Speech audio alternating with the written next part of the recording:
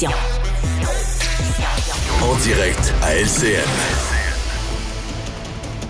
Il est maintenant 14h30, c'est le moment de notre rencontre avec Yasmine Abdel-Fadel, conjointe dans les studios de Cube. Bonjour Yasmine.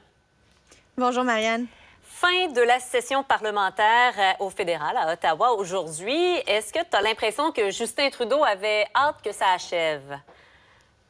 Ben, oui et non, dans le sens que oui, parce que l'année a été difficile. L'automne a été particulièrement difficile où le gouvernement n'a jamais réussi à prendre le contrôle sur les travaux, sur l'imposition de la stratégie, qui était toujours à la remorque, qui était toujours sur la défensive, crise après crise après crise.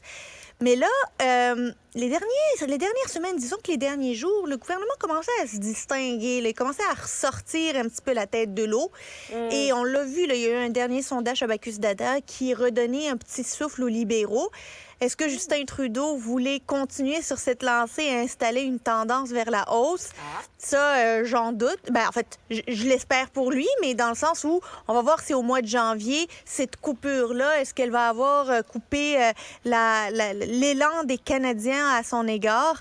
Tout ça, on va le découvrir qu'en 2024, mais Justin Trudeau doit être vraiment fatigué de l'année qu'il a passée, une année sur l'adrénaline. On connaît maintenant la répartition de l'enveloppe de Google, les 100 millions de dollars pour les différents médias canadiens. Comment tu réagis, Yasmine, au partage qui est proposé? Je ne comprends pas que Radio-Canada puisse aller chercher 7 millions de dollars de cette enveloppe de 100 millions. Déjà, là, il faut se dire les vraies choses. Là. 100 millions, c'est pas beaucoup. C'est pas beaucoup compte tenu de la crise dans laquelle tous les médias canadiens se trouvent. 100 millions, là, c'est la pointe de l'iceberg. Et déjà, c'est des peccadilles. S'il faut que la société d'État, qui est branchée avec un pipeline du gouvernement là, à 1,2 milliard de dollars par année, en plus de revenus publicitaires, en plus de revenus liés aux abonnements à Tout.tv Extra, aille chercher sa part du gâteau, en plus de ça, je trouve que c'est injuste. C'est de l'injustice envers les autres médias. C'est en fait une preuve que les gouvernements ne prennent pas en considération et ne prennent pas au sérieux la crise dans laquelle les médias privés se trouvent.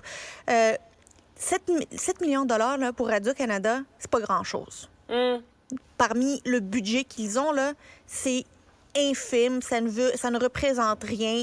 Écoute, même juste en boni, là, c'est 16 millions de dollars qui se versent. Juste en boni entre les cadres, c'est 16 millions de dollars qui se versent. Ils avaient-tu vraiment besoin de 7 millions de dollars supplémentaires du Fonds des médias? Parce que le 7 millions, là, il fait une différence auprès des médias privés. Il fait une différence auprès des médias régionaux. Il fait une différence auprès des médias, des radios, de la télévision, de l'écrit, partout au pays. Mais 7 millions chez Radio-Canada, je vous le dis, là, c'est moins que la moitié des bonis que se votent les cadres de Radio-Canada. C'est 16 millions de dollars qui se versent en boni, les cadres. Pourquoi ils ont besoin de ce 7 millions de dollars? Il va falloir qu'on nous l'explique. Pourquoi? D'un point de vue symbolique, moi, je trouve ça ahurissant que c'est comme ça qu'on finisse l'année. J'ai pas l'impression que Mme Saint-Onge a compris le message qui a été envoyé il y a quelques semaines.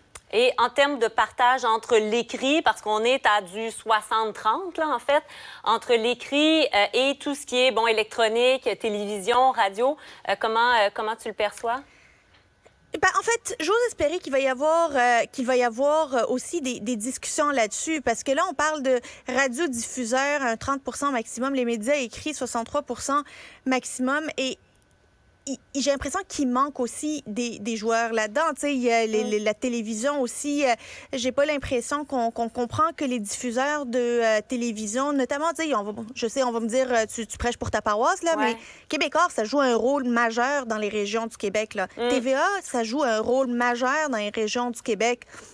Si on n'est pas capable de comprendre ça, puis qu'on se dit, ben vaut mieux prendre ce 7 millions de dollars-là, de donner à Radio-Canada parce qu'elle a le mandat de faire cette job-là, puis pas se dire, ben TVA couvre des territoires qui sont pas couverts et qui pourrait y avoir des déserts informationnels au Québec. C'est qu'on n'a rien compris, puis qu'aujourd'hui, on veut juste que personne ne chiale. Fait qu'on on saupoudre ici, on donne un petit million là, un 500 000 ici, et que tout le monde, là, vous allez avoir votre part du gâteau, même si c'est pas assez, même si vous allez continuer de crever de faim.